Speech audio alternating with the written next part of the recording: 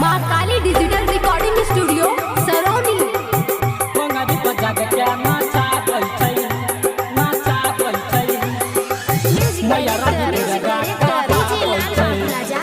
जानै छै महिमा हो दुनिया जहान, हरदम करै छै जगत कल्याण। जानै छै महिमा हो दुनिया जहान, हरदम करै छै जगत कल्याण। ओंगरी पर जाग के नचाबै छै, मैया रानी दुर्गा कहाबै छै। ओंगरी पर जाग के नचाबै छै, हे हो माता रानी दुर्गा कहाबै छै। जानै छै महिमा हो दुनिया जहान, हरदम करै छै जगत कल्याण। जानै छै महिमा हो दुनिया जहान, हरदम करै छै जगत कल्याण। ओंगरी पर जाग के नचाबै छै, मैया रानी दुर्गा कहाबै छै।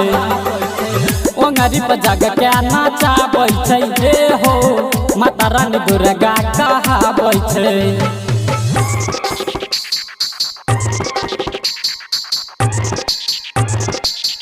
ओंगरी पर जाग के नचाबै छै, नचाबै छै, मैया रानी दुर्गा कहाबै छै, मैया रानी दुर्गा कहाबै छै। महिषासुर के मार के मैया कैलकै जग कल्याण हो, कैलकै जग कल्याण हो। नव रूप में बसै छै मैया, जानै छै दुनिया जहान हो। दुर्गा काली लक्ष्मी भवानी, माँ दुर्गा चंडी महारानी। करै छै मैया हो बाघ सवार, बाघ सवारे हो बाघ सवार। ओंगरी पर जाग के नचाबै छै, मैया रानी दुर्गा कहाबै छै। ओंगरी पर जाग के नचाबै छै, हे हो माता रानी दुर्गा कहाबै छै।